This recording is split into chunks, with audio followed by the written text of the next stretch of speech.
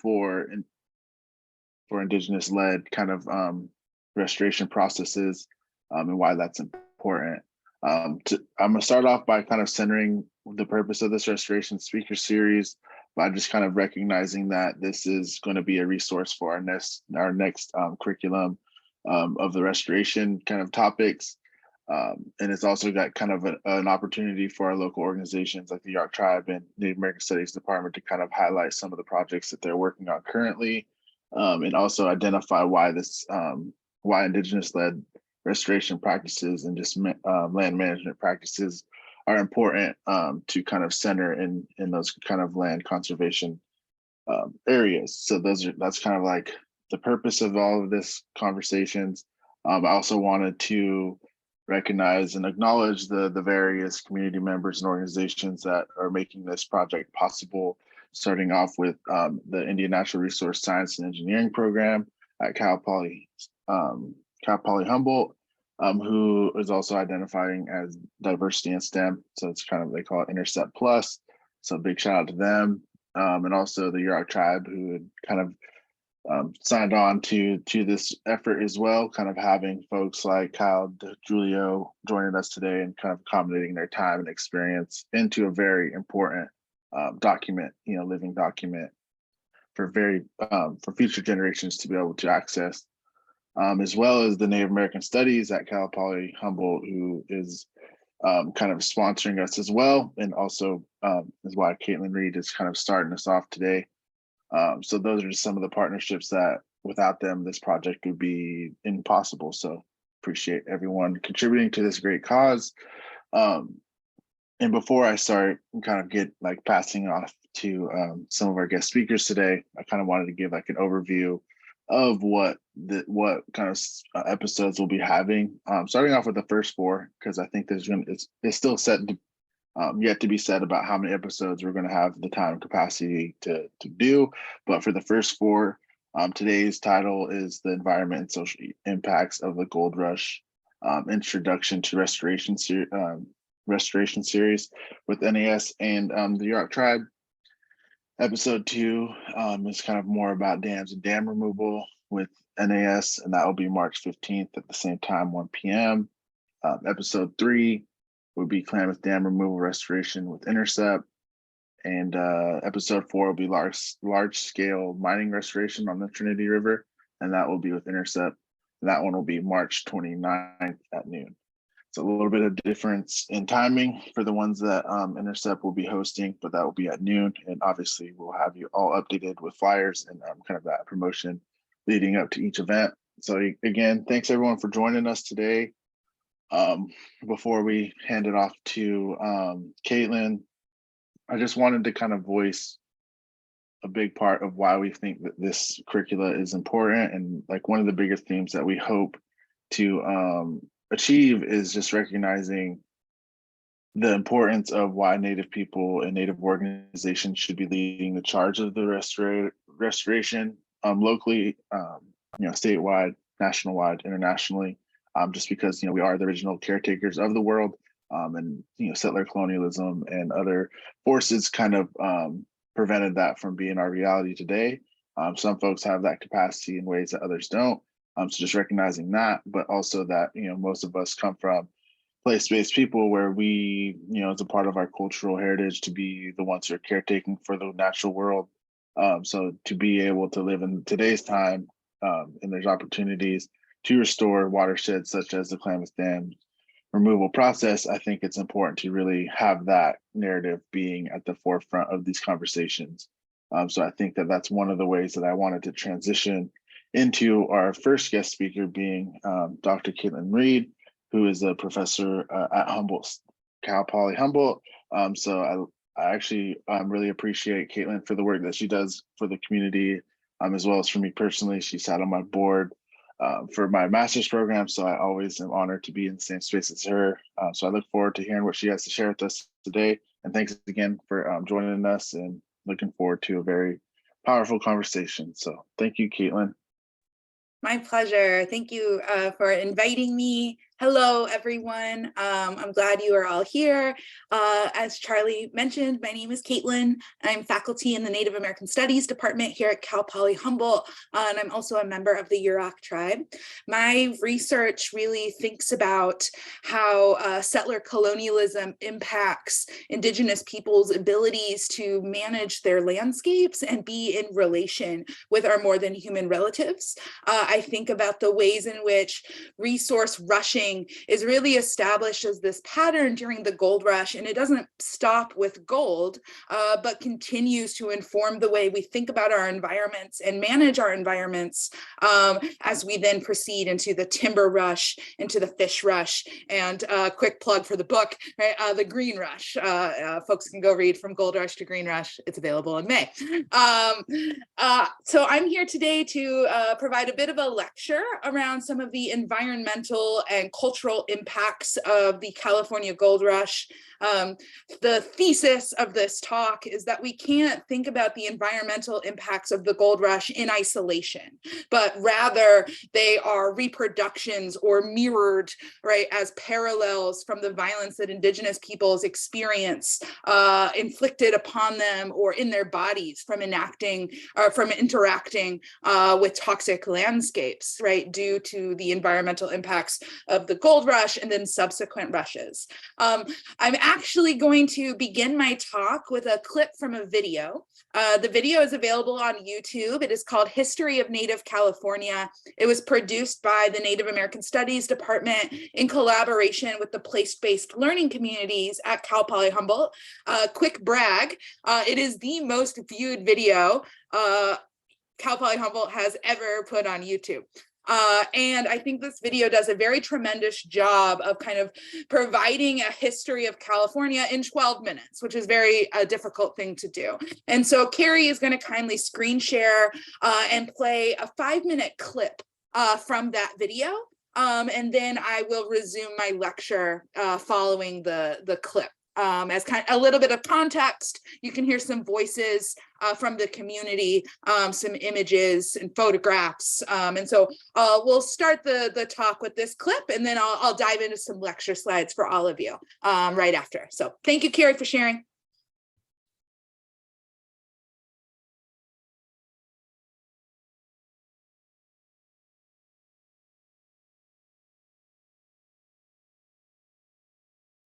Carrie, I don't think you're sharing the audio.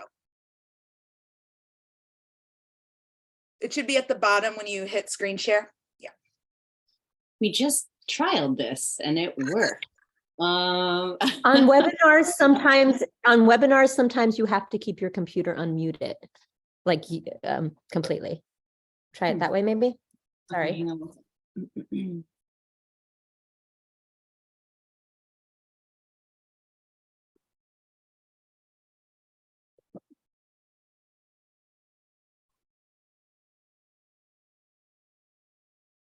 sorry, I just X'd out of the video by accident. I'm just reloading it. No worries.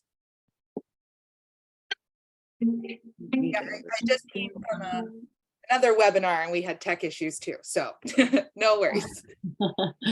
Such is life. Okay, there we go. Let me share again. Situation. The mission system sort of stops around San Francisco. And so up here in Northern California, what they say about us is we were contacted relatively late in the sort of colonization cycle.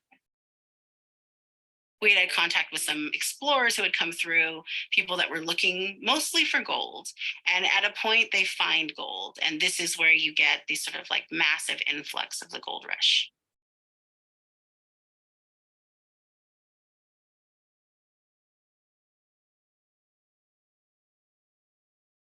And it just came like overnight, and it came in hard, and life just changed drastically and just immediately in a lot of ways for California people.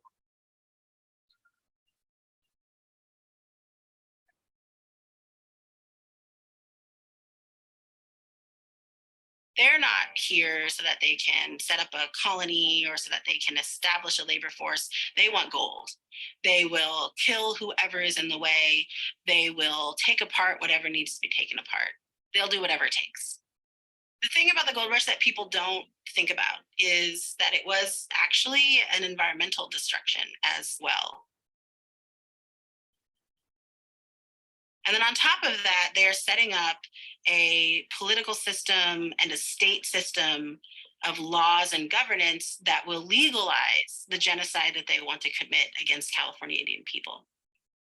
Our first Lieutenant Governor, Peter Burnett, saw this huge population of Indians in the state.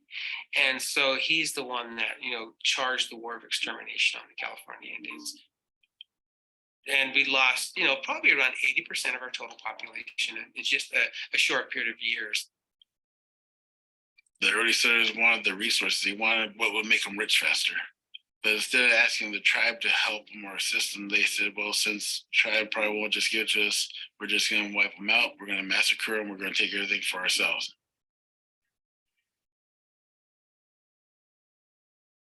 Each region of California is allowed to set their own sort of, what are we going to pay for a scalp or a head? But when you look at advertisements, what you see is that they're advertising them at things like $5 a head and 25 cents per scalp. The first year that they do this, they pay $1 million. The state of California says that it has paid $1 million for killing Indian people. The second year they do it, it's $1 million.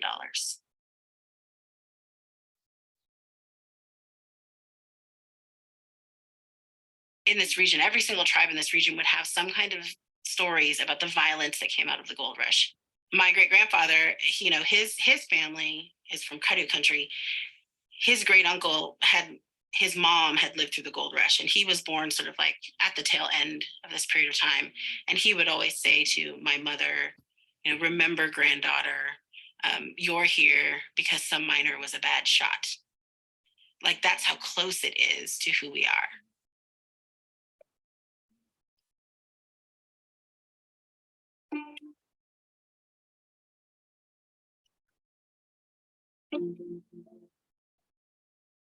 When modern contact, we had to forget about all our relations. We had to forget about all the sciences. We had to forget about all the philosophies. We had to forget about everything that was ingrained from us for thousands of years to a shattered existence.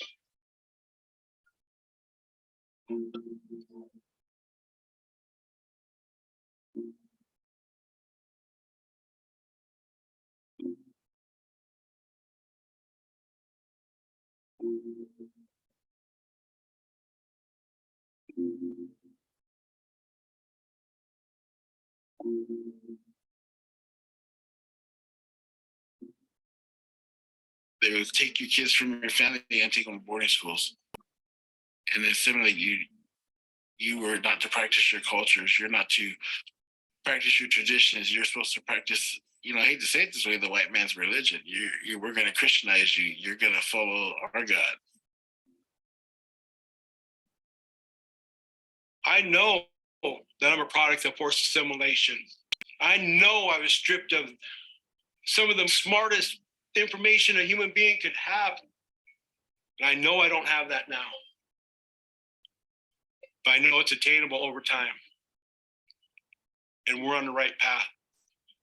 There's all these great moments of Native people making sure that they were trying to hold on to things, like fighting back and making plans for the future. It's palpable in Humboldt County.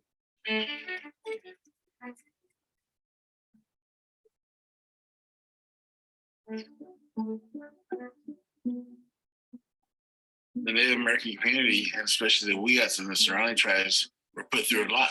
It wasn't just the Weats, it was Hura, Upa, we were all put through a lot during the early years. Here we're growing, we're becoming a stronger nations.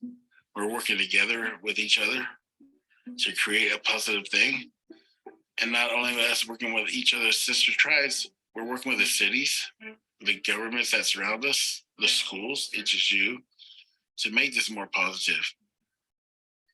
Humboldt State University is within the Aboriginal territory of the Wiyot people. And then we have several other large tribes around here, the three largest in California, the Karuk, the Yurok, and the Hoopa. So. All right, thanks, folks. I recommend that everybody go and watch the full 13 minutes of the video. Carrie has dropped the link in the chat. It's a really valuable resource, and I encourage folks to check it out if you haven't seen it before.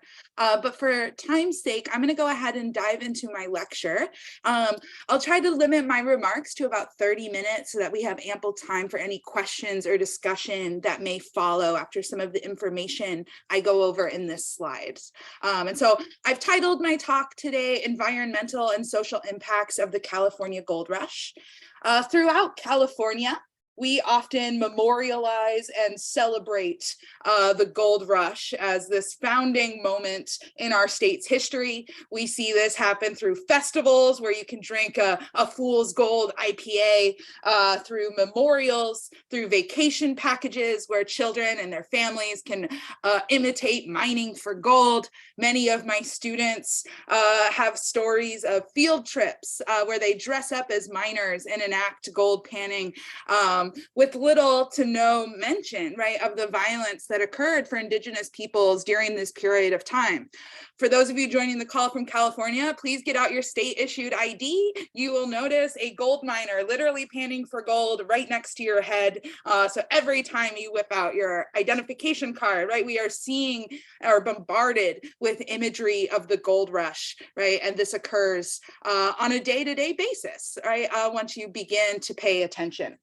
But for California Indian peoples, we conceptualize the gold rush as an apocalypse, right? As the end of the world as we knew it. A huge influx of miners violently displaced native peoples and destroyed subsistence economies.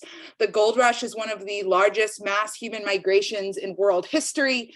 Over 13,000 wealth seekers alone arrived in 1848, and over the course of the gold rush effectively doubled the non-Indian population in the state.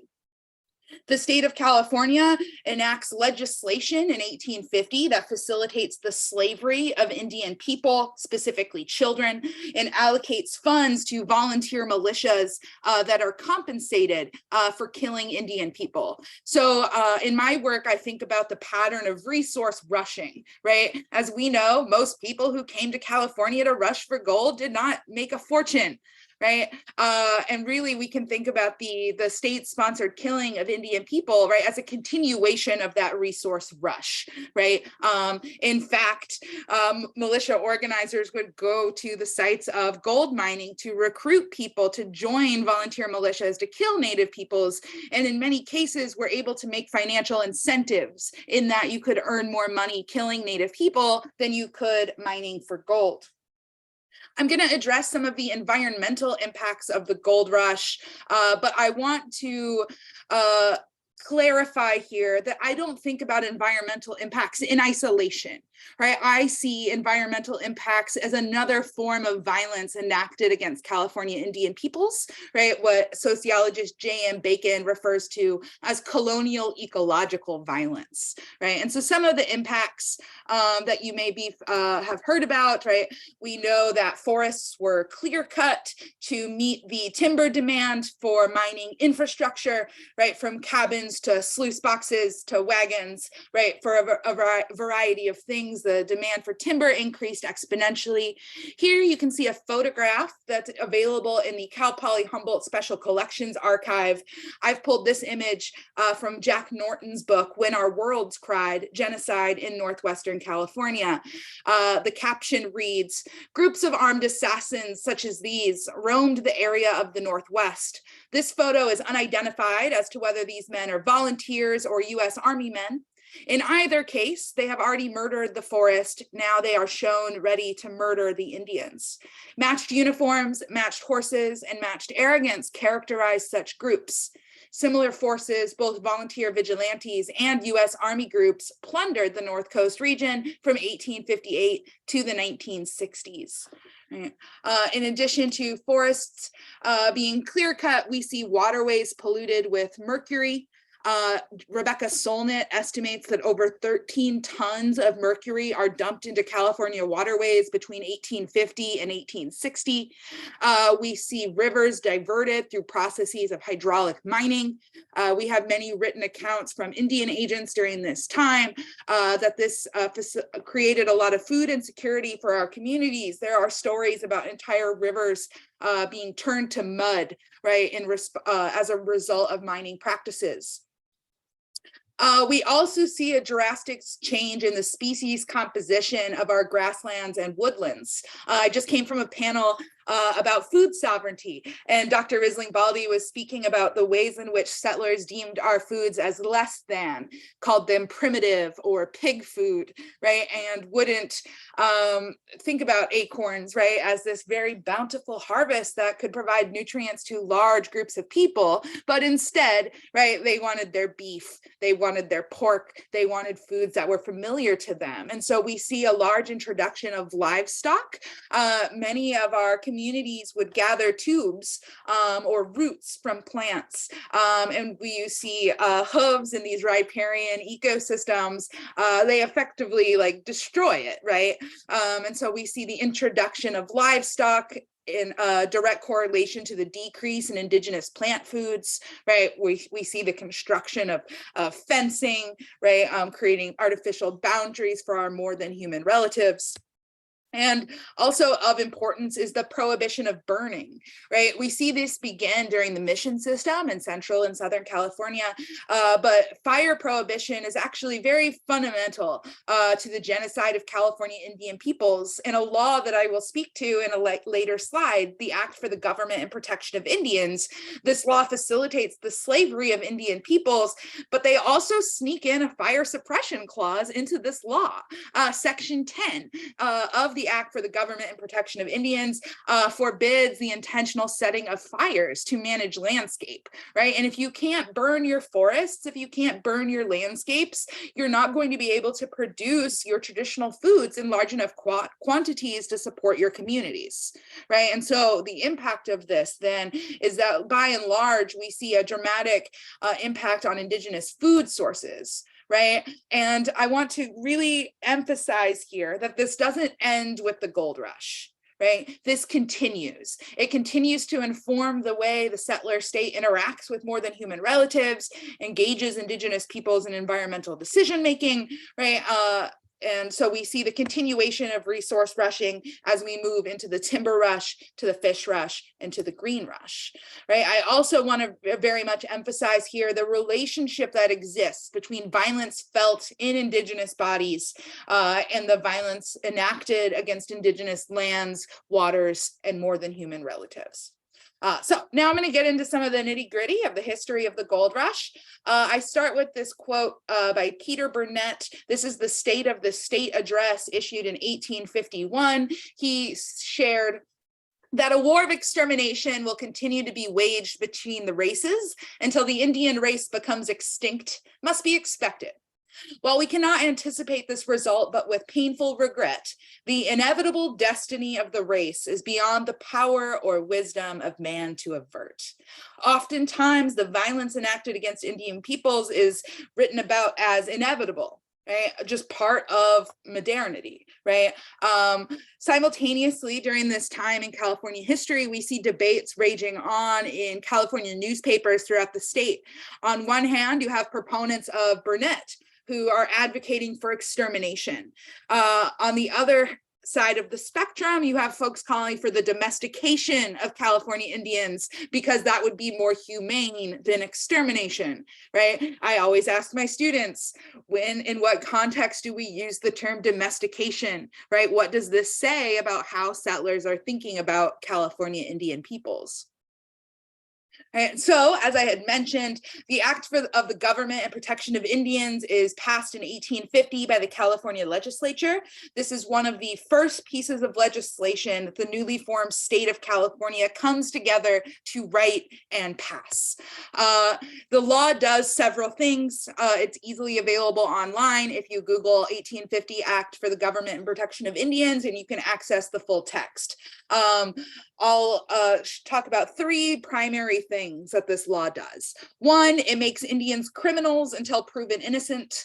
Section 1, justices of the peace, which is really just a euphemism for white supremacist law enforcement, shall have jurisdiction in all cases of complaints by, for, or against Indians in their respective townships in this state, right? So effectively removing all jurisdiction from tribal nations, right, to California's justices of the peace. Complaints may be made before a justice of the peace, but white persons or Indians, or excuse me, by white persons or Indians, but in no case shall a white man be convicted on any offense upon the testimony of an Indian. This section of the law is ultimately repealed in 1872, but stays in effect for over 20 years. Please kind of make a mental note of section 6, as this will become particularly relevant as we look at some other sections of this law. The second thing this law does is it establishes a system of Indian slavery. Section 3 reads, any person having or hereafter obtaining an Indian minor, male or female, from the parents or relations of such Indian minor and wishing to keep it, such person shall go before a justice of the peace in his township, authorizing him or her to have the care, custody, control, and earnings of such minor until he or she obtain the age of majority. Every male Indian shall be deemed to have attained his majority at 18, the female at 15. My students often ask me why young girls become of age at 15. This is so that minors could then marry the girls that they had abducted, captured, and forced into slavery. And so we see a process is enabled to acquire Indian children.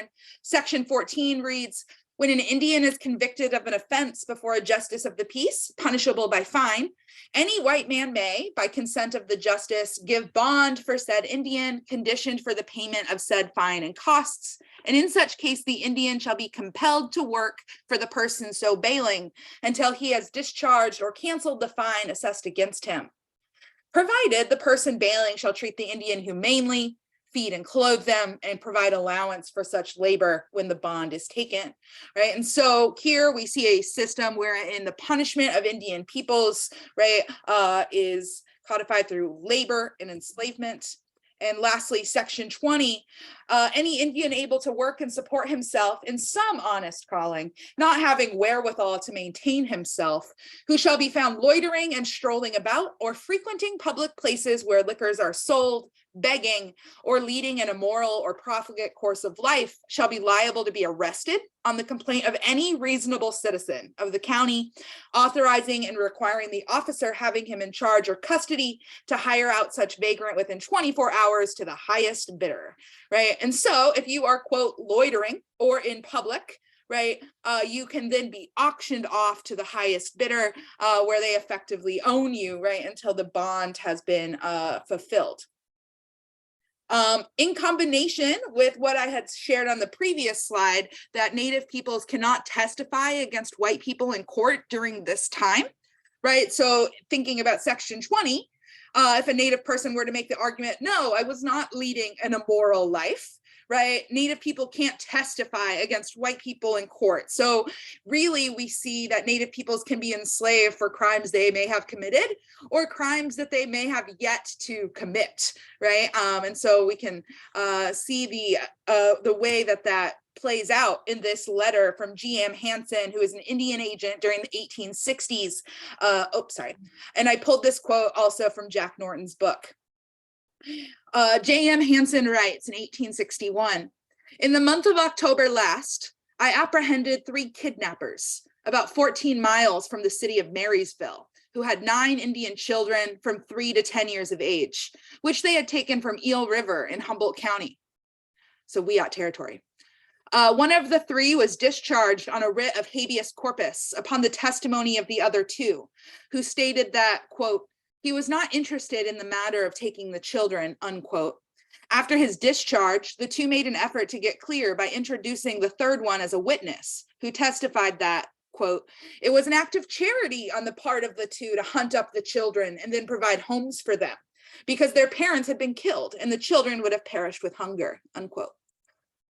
My counsel inquired how he knew their parents had been killed. because he said, I killed some of them myself. Right. And so the legal immunity that exists in California that makes this man feel comfortable confessing to murder to an attorney in California, right, speaks to the rampant violence that we see produced from this law, wherein we created situations where settlers could commit murder and then kidnap the children, but there is no legal recourse for California Indian peoples to testify against settlers in court. The last thing it does, the last thing I want to mention that it does is it legalizes the corporal punishment of California Indian peoples, right? Justices of the peace are supposed to instruct Indians in their neighborhoods in the laws which relate to them, giving them advice that they deem necessary and proper. If any Indians refuse to obey, the justice of the peace may punish the guilty chiefs or principal men by reprimand, fine, or otherwise reasonably chastise them. I don't want to know what is reasonable in their viewpoint. Section 11, if any Indian shall commit an unlawful offense against a white person, such person shall not inflict punishment for such offense, but may, without process, take the Indian before a justice of the peace, and on conviction, the Indian shall be punished according to the provisions of this act. Lastly, when an Indian needs to be whipped, the justice may appoint a white man or an Indian at his discretion to execute the sentence, but shall not permit unnecessary cruelty in the execution of this sentence. During this time period, we see the enslavement of Indian children. We see slave auctions occurring in areas like Sacramento and San Francisco, many of which are children that are stolen from Humboldt County and then brought down to the Bay Area or Central California. Next, I want to say a few words about the militia system that is enacted during this time. Two distinct laws create the California militias. They are called an act concerning the organization of the militia and an act concerning volunteer or independent companies. So we see two types of militias formed during this time, compulsory and voluntary. Compulsory refers to US Army forces. This was effectively a paper army due to underfunding and disorganization. The bulk of murders carried out during this time period were conducted by voluntary militias. These are average, everyday citizens. They are not enrolled in the armed forces. Many of them would be recruited at gold mines. Many are young men that want a sense of adventure and can get paid for killing Indians on the weekends. And so volunteer militias, over 35,000 Californians served in these militias between 1851 and 1866. Prices for body parts ranged by municipality, but from newspaper records, we know that it could range from $5 for a severed head, from 25 cents to a scalp. 25 cents was the state of California's bounty, but local municipalities could alter that. In 1851 and 1852, California paid out $1 million to militias that hunted down and slaughtered Indian people. But by 1857, California only paid out $400,000 to militias. I asked my students what might explain this decline, right? Of course, less Indian people. This is one of the first acts of the California legislature when it entered the union, was to offer a bounty on Indian scalps. And so I make the argument here and in my book that the creation of the state of California cannot be disentangled from genocide. California was born out of genocide. Here's the daily pay scale for volunteer militiamen. These are in $1850. I have not accounted for inflation, so if I have any mathematicians in here, go for it. Majors could make up to $15 a day, whereas privates were earning about $5 a day. This is substantially more than the average amount of money that folks would make at the mines, which is less than $3 per day. And so by offering $5 to $15 per day, legislatures offered a financially attractive alternative to mining that helped to recruit militiamen. And then on the right here, you see discharge papers from attacks on Indian communities in Humboldt and Del Norte County. Here I have some tables. I'm going to speed through these really quick, and I can make the report that this comes from in the chat. available in the chat. It comes from a report by Kimberly Johnston Dodds. In 2002, the California State Library System commissioned her to do a report on all of the archival materials relevant to the genocide of California Indian people. Here you can see the amount of money being paid out for different expeditions between 1850 to 1852 for our region of Klamath, right? We see that $34,000 were paid out as expenditure for military expeditions. Often my students wonder, well, what did the United States government think about what California was doing at this time? And we have records that they are talking about to each other about this genocide. However, rather than focus on the moral issue at hand, really the primary communication we see occur during this time period is a conflict over how much the US federal government needs to reimburse the state of California. For anybody who works at academic institutions, this very much reminds me of processes by our institutions, right? How much are they going to reimburse you for the work that you are doing? On the left-hand column, we see the amount that California wants the United States to pay, and then we see the discrepancies in how much they are actually willing to reimburse to the state for financially covering the genocide. Here are some headlines from local newspapers of our region. April 11th, 1860, good haul of diggers, 1 white man killed, 38 bucks killed, 40 squaws and children taken. May 23rd, 1863, the Indian must be exterminated or removed. This may not be the most Christian-like attitude, but it is the most practical.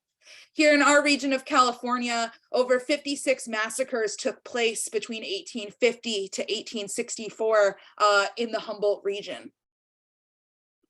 So in short, and I'll say it again, in other words, the genocide of California Indians was legalized and supported by law, the state, the government, and the citizens. It wasn't an unfortunate circumstance that somehow happened. It was carefully thought out, well planned, and well funded.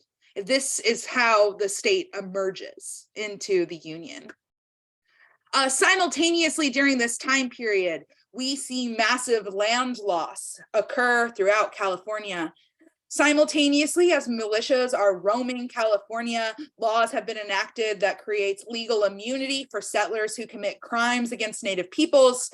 This is when the state chooses to negotiate treaties in California.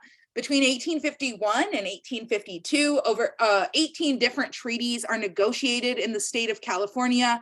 This reserves approximately 7.5% of the state, or 7.5 million acres of land. The map on the left shows you where those treaty territories were reserved.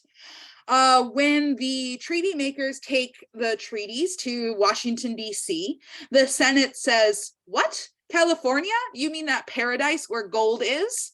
Why would we ever give lands to Native peoples?" And so the US Senate places a secrecy injunction on the 18 treaties negotiated in California.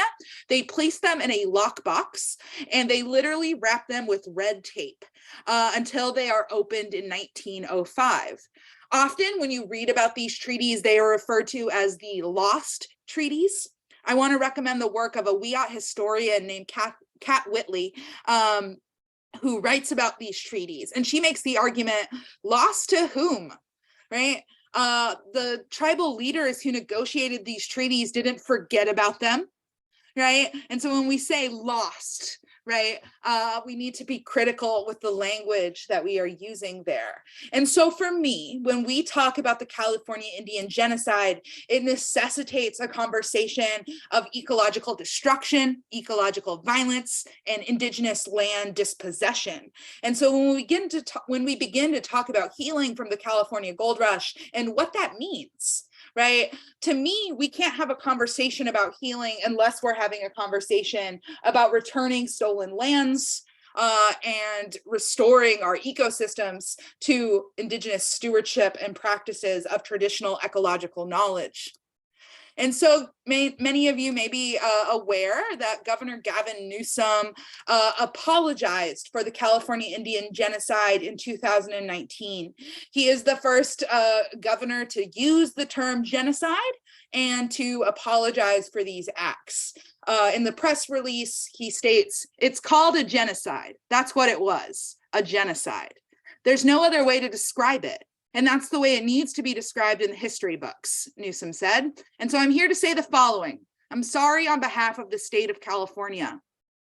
The governor's order references an 1851 address from the state's first chief executive, Governor Peter Burnett, in which he tells lawmakers to expect, quote, "a war of extermination," end quote, to continue until the Indian race becomes extinct.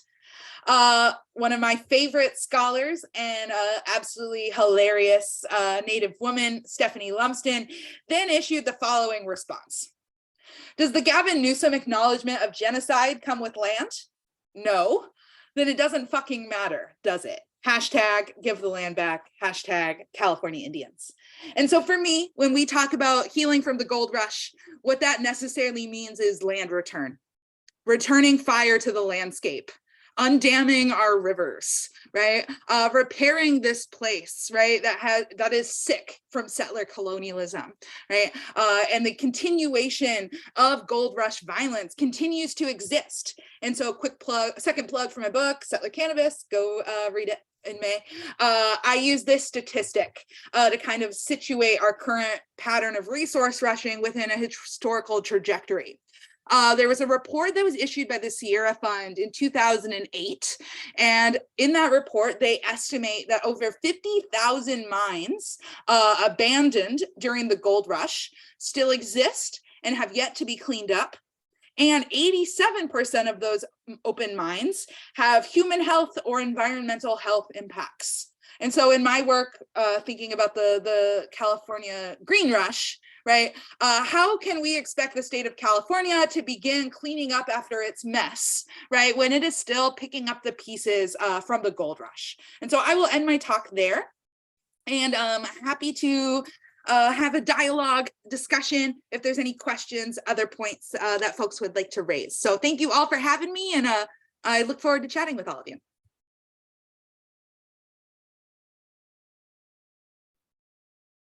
Great. Thank you, Kaitlin, for such a thorough conversation that's kind of setting the stage for, this whole curriculum speaker series. I think that you've identified the social, cultural, and ecological implications that were caused in the past, and we cannot begin to solve the issue without identifying the issue. So I think that's a perfect way to kind of set the stage. And with that, I think we'll start to share more about the projects that we're working on today to kind of reverse some of those issues. So if we could put a warm welcome to Kyle De Juilio in the chat, that'd be great. Kyle De Juilio is a senior fisheries biologist for the Yurok Tribal Fisheries Program in Weaverville, California. He attended HSU, receiving a bachelor's of science in marine biology, and Kyle now leads the tribe's Trinity River program. So welcome, Kyle. Looking forward to kind of getting to know you and the work that you do. Thanks. And thanks, Kaitlin, for that great talk. My name is Kyle De Juilio. I work for the Yurok tribe. The Yurok people are bound to the natural resources of the area, principally salmon, and I work to help restore salmon in the Trinity River. I'm going to share some slides with you today. I'm going to talk a little bit about gold mining. I'm going to concentrate on the environmental impacts, but as we heard, tribal people are culturally, spiritually, and economically tied to this resource as well. So I'll share my screen.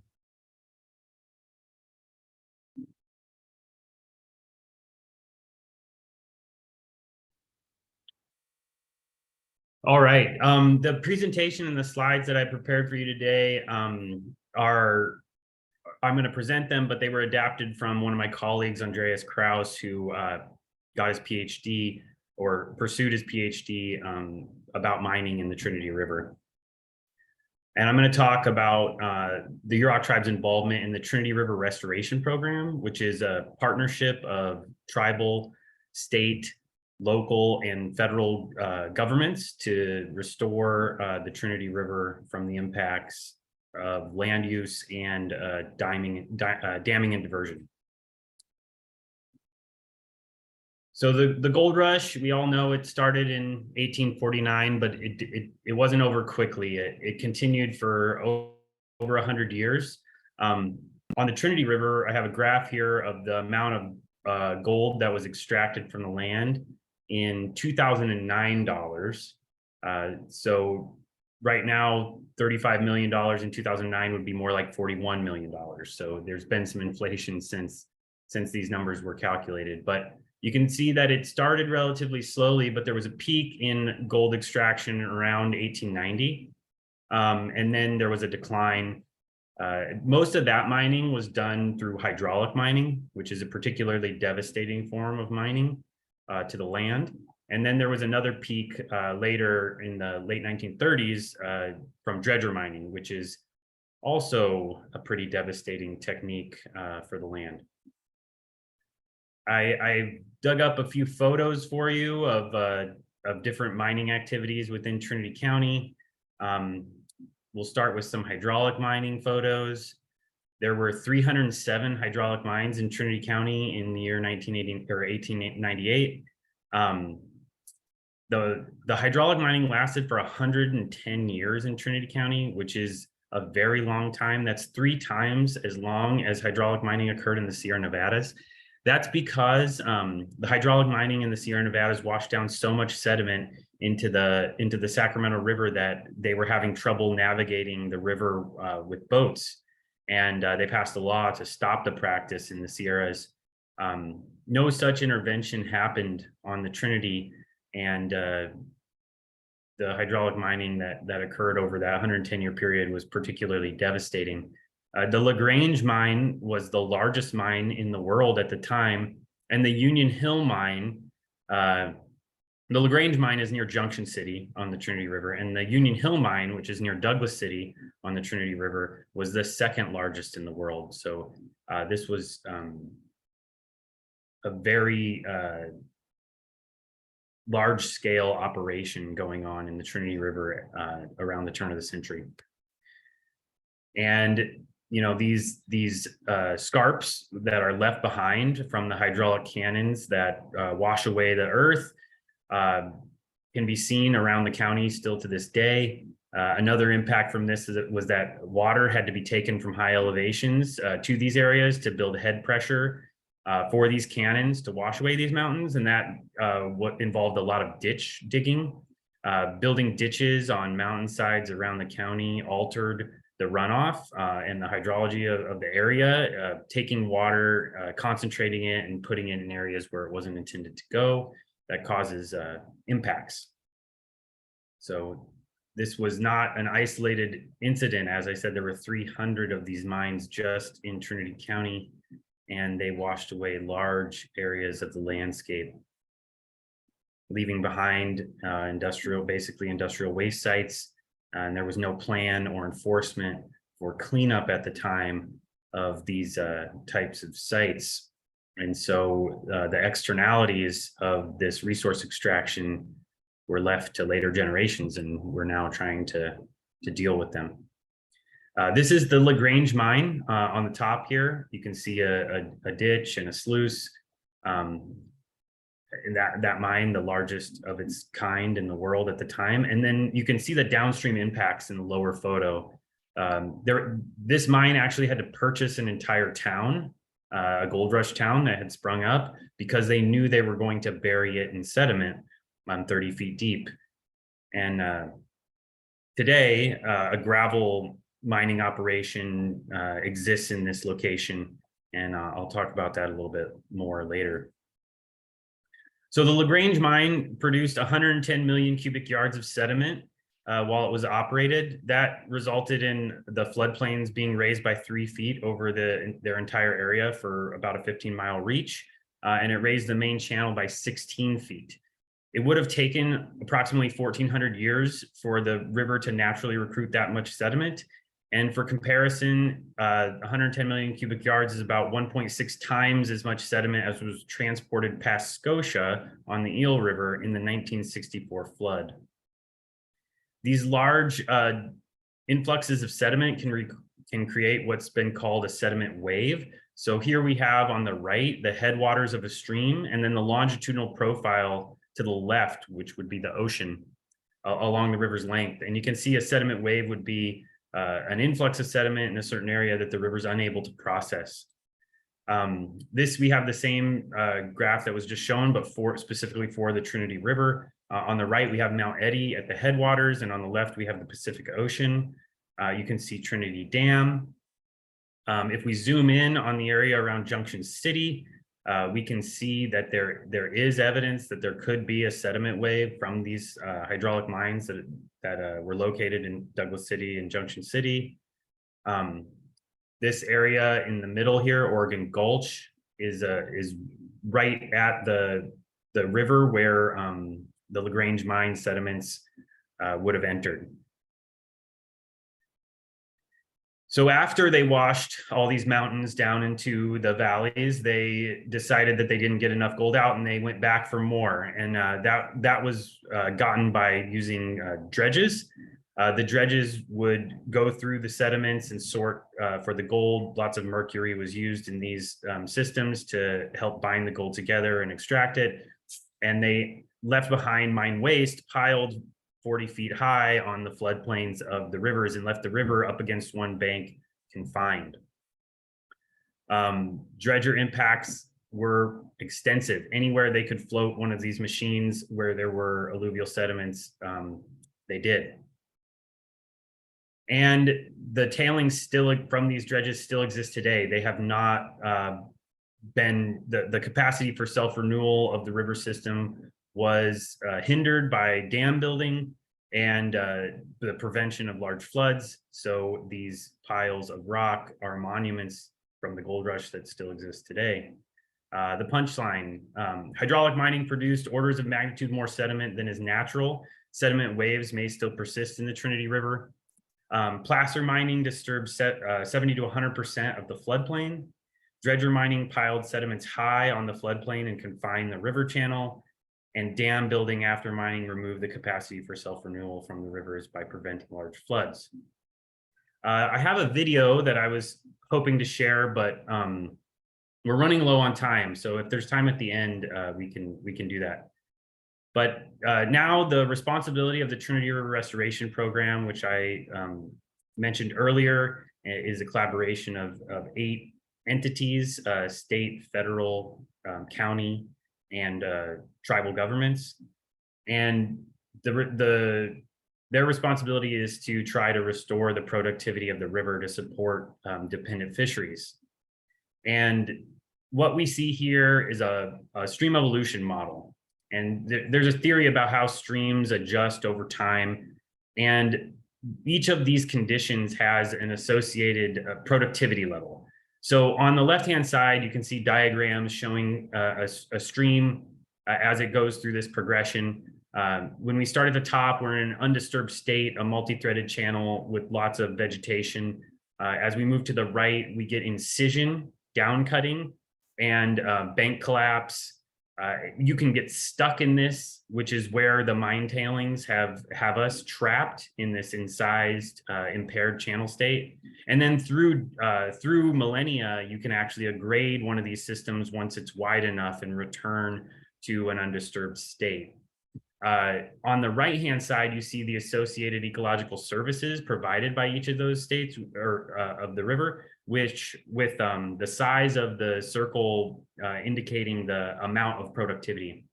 And so we're trying to move these systems that are stuck in this impaired condition to these more productive states.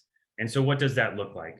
Right now, what was left behind are these very high energy, very coarse substrate, swift moving rivers where there's no place for small juvenile salmon to rear and to grow. And we want to change these into,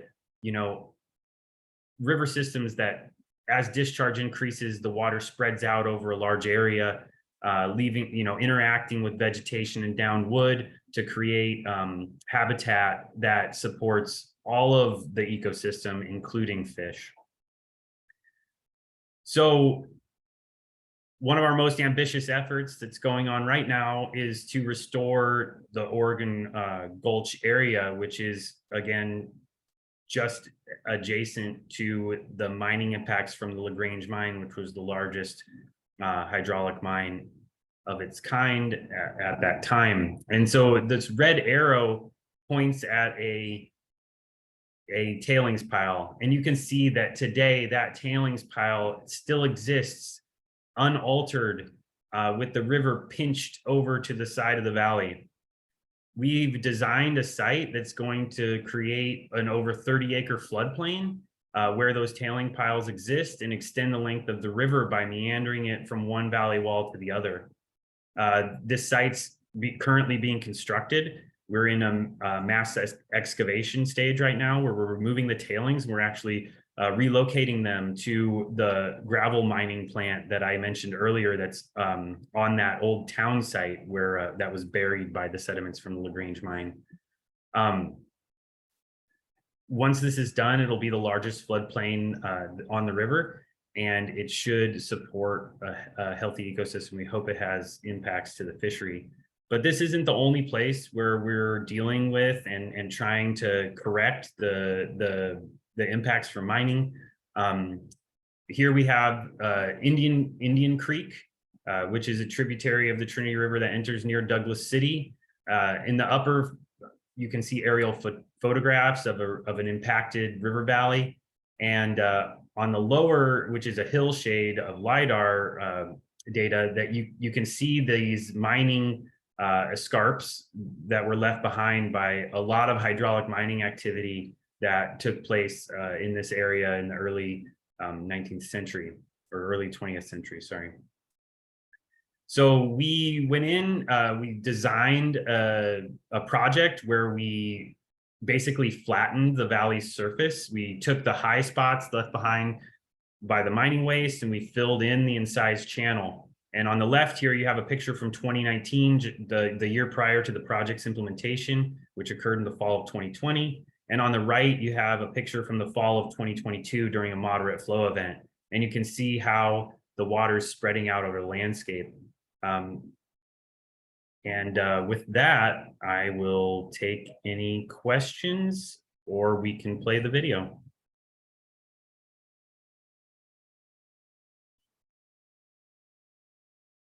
Hi, I do have the video loaded, so it's just up to the crowd if we watch it. It's about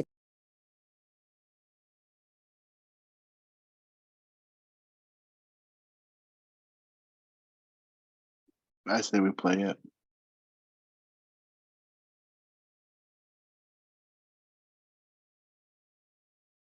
Go ahead. Thank you, everyone.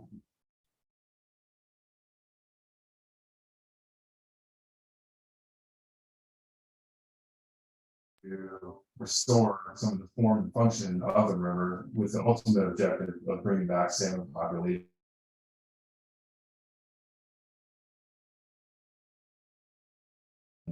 The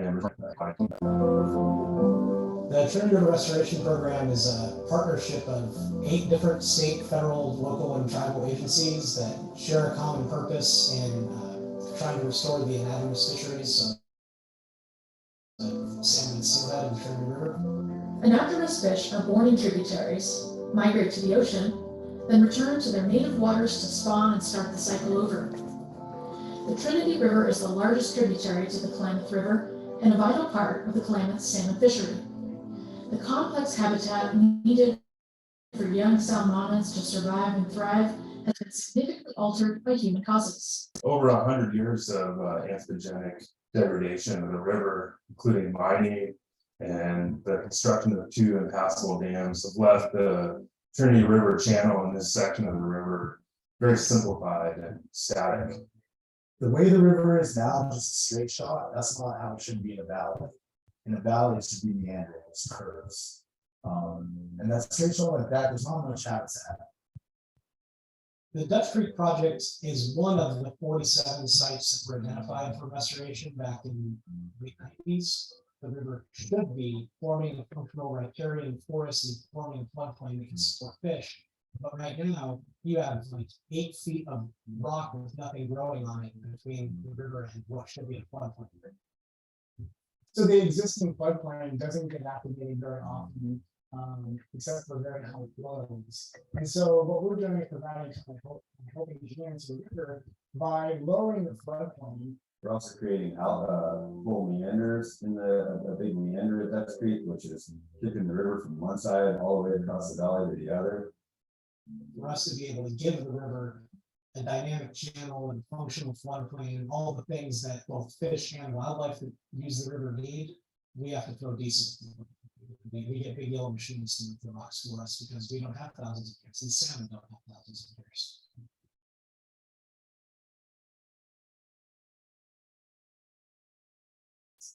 Yeah, that's great, you know, the hydraulics, the channel geometry, the night trends, all things very unique, which requires a unique design. I guess really it's difficult to get to. You can't really run up to this site, get out and run it. You get to cross the river, you have to, construct an access ramp to get to this project. So just the logistics of getting into this project is very. The biggest part of water projects is providing habitat for juveniles. They need refugia from fast flowing water, they need slow water, they need cover, they need food, whether it's floodplains, alcoves, or eddies on the inside of pools, side channels, all these different areas can provide with that good quality and a diversity of habitat for fish at a range of flows.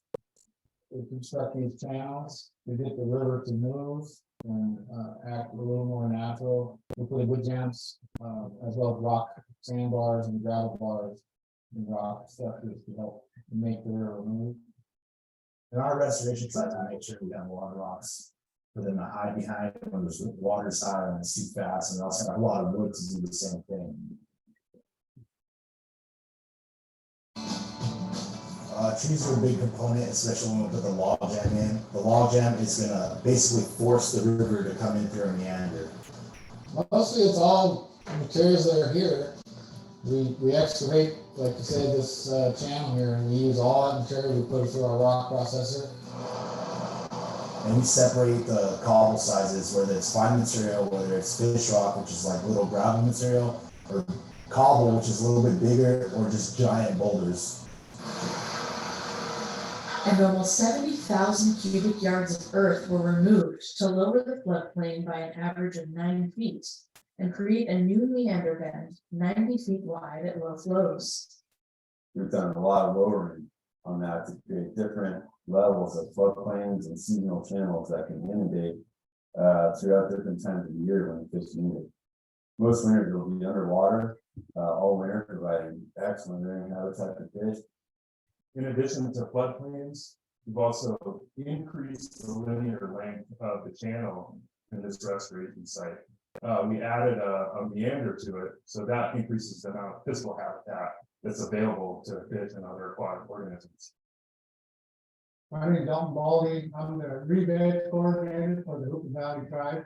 When the construction crew comes in, they tear the site up and set it down to where they need it. We have to come back in and get the site rebeds, come back in with planting it with cottonwood and willow poles back in the trenches. The Hoopa Valley Tribe is planting ponderosa pine and white oak on the valley slopes to prevent erosion, while cottonwoods, willows, and other native plants will add stability and shade to the floodplain. At this site, vegetation is planted low enough to reach the water table so it can remain moist and take root.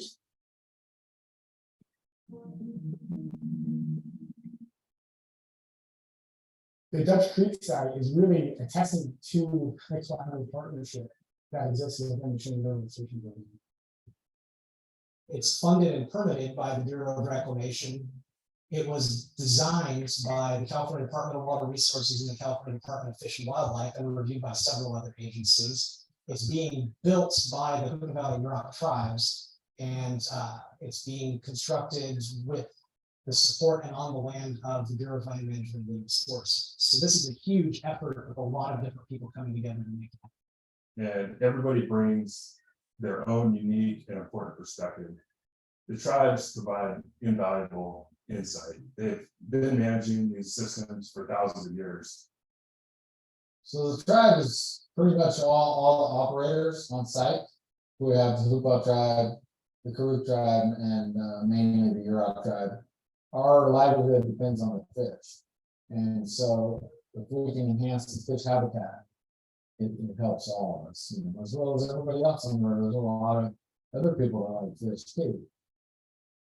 A healthy fishery benefits the local community by providing food, recreation, and economic revenue in terms of people coming from all over the state and the country to fish in these waters. The juvenile coho are using our sites, and that's what makes it all worth it. When we leave the site, the river will take control and hopefully do what it does best.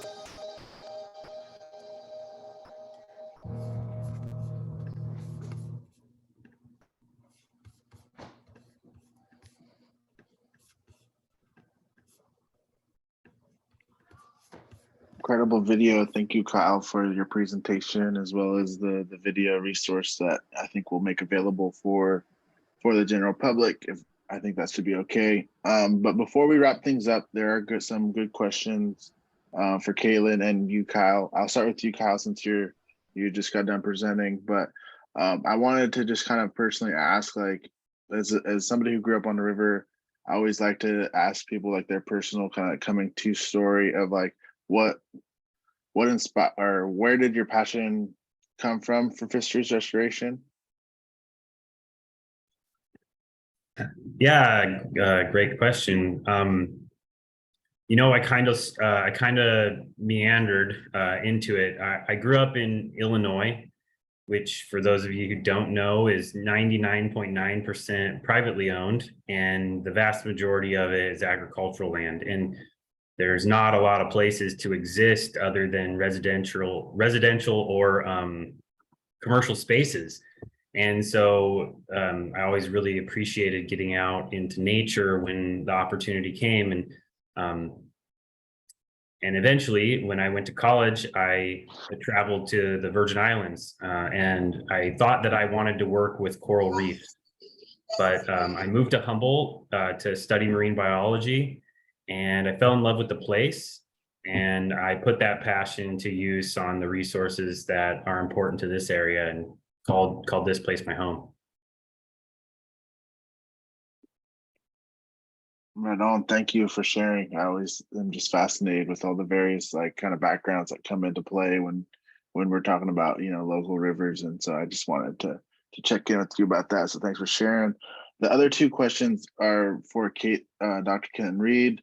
One of them is actually from our interns here at State of California Salmon. What was the military's role in the history of genocide? And could you speak more about the militaristic characteristics within eco-cultural genocide? Yeah, totally. Thank you for your question, Ryan. So when historians write about the militias that are formed in California, they refer to the army militias. They call them, quote, paper armies. Because like theoretically they existed. In the legislature, it says, all right, some of these militias will be composed of army men, but they were really underfunded and incredibly disorganized. And so the state of California very quickly learned that they couldn't rely on the armed forces to take care of the quote unquote Indian problem. And so we actually see like a bulk of the violence during this time period, not by trained soldiers in organized militias, but just like average everyday citizens, right? And so I think it's really important that we emphasize that, because often when we think about genocidal violence, right, we think, oh, like soldiers, right? They're just being told to do that, right? When it's really just like average everyday people, many of which they're recruiting at mines. But I will share that when the treaty negotiators show up to Native communities, they bring the army with them. And so that was probably their primary role during the 1850s, is accompanying treaty negotiation parties. And I recommend Kat Whitley's work on the treaty negotiations that happen in California. And so I think that's an important kind of context to treaty negotiations in California. Right? We know militias are roaming around, but then simultaneously that creates kind of additional pressure on tribal leaders, right? They're negotiating these treaties, but just on the other side of the hill, the army's camping, right? And so like, what does their presence say, right? It kind of carries this sort of threat, right? You better negotiate that treaty. And then of course they don't ratify them at all. Kind of thinking about more contemporary militarism and ecological violence, I think a lot about fire suppression in that context, right? Ron Reed worked with Kari Norgard, right, to produce the book Salmon and Acorns Feed Our People. In chapter 2 of that book, I really recommend it. I can't remember the title. It's like Smokey Bear and Colonial Ecological Violence or something like that. But in that book, Kari and Ron Reed talk a lot about the militarization of firefighting, right? Even that word that we use, right? We fight fires. It's not a tool, something we live in balance with, like a powerful medicine that we have to respect to keep our forests healthy, right? It's an opponent, right? It's something we fight, something we need to dominate, control, right? And so in that book, they write about how post World War II, we see a really strong militarism of fighting against fire. We start to see like hell attack crews. We start to see like the spraying of like aerial retardants, right, over large areas of the landscape that are quite toxic, right?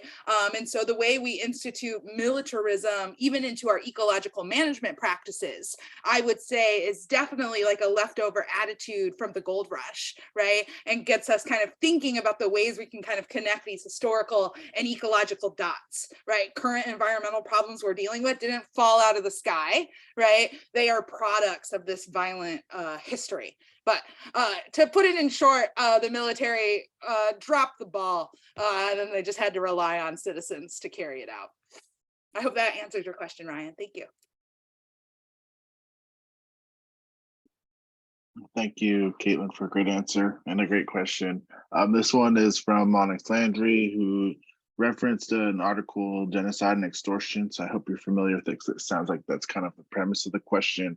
It says, is this article, Genocide and Extortion, another example of creating a fictitious problem to then bring money, making violence upon a peoples in order to make money via supplying military militia might, as well as creating a mechanism to control or steal people's lands and resources? Is 9/11 a larger scale example of this? 911? 911? All right, 911, maybe. Yeah, I was assuming it was, I'll be honest, often academics get real shy when they say they haven't read something.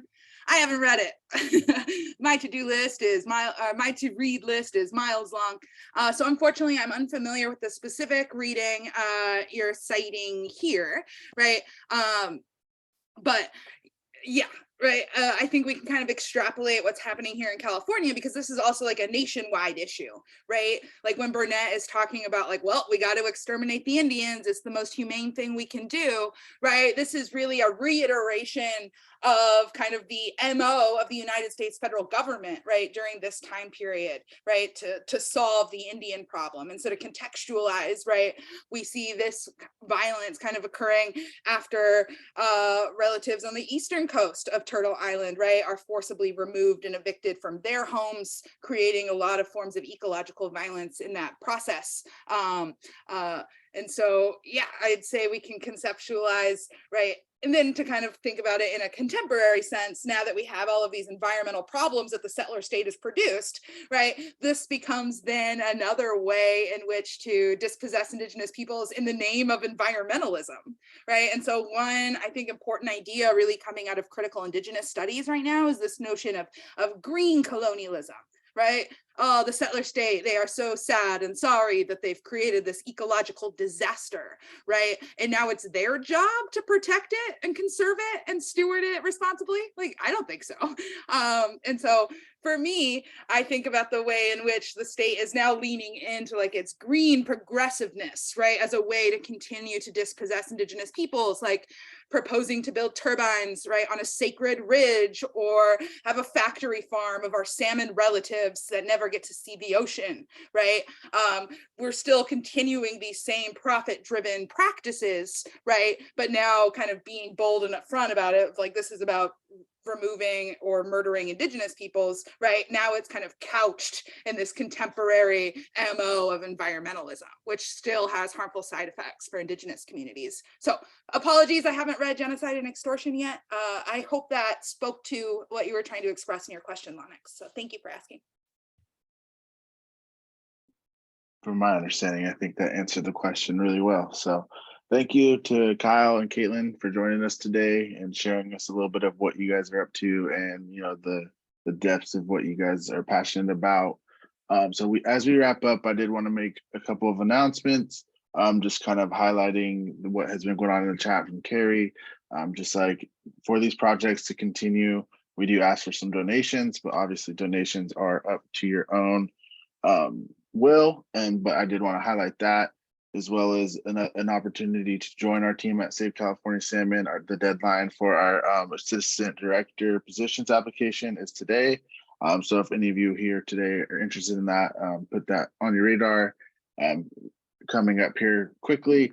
And also towards the end of the month, March 24th, we are actually hosting a land back symposium. So we've been dropping the registration link for that in the chat. That will take place in person at Cal Poly Humboldt. And last but certainly not least is an action alert for a petition link for Gavin Newsom's Respect Tribal Rights and Fish, rescind orders suspending environmental laws in Delta, which I believe have been links that have been dropped in the chat throughout today's conversation. So I did want to spend some time to kind of voice some of those action alerts. But with that, I did want to kind of end today's discussion on what next episode will kind of include. It'll be next week, March 15th at 1 p.m. That will be with Barry McCovey from the Yurok tribe. And the title of that conversation will be Undamming the Klamath with the Klamath River Renewal Corporation. So thank you again for joining us today. And we look forward to having more conversations such as today. Soon.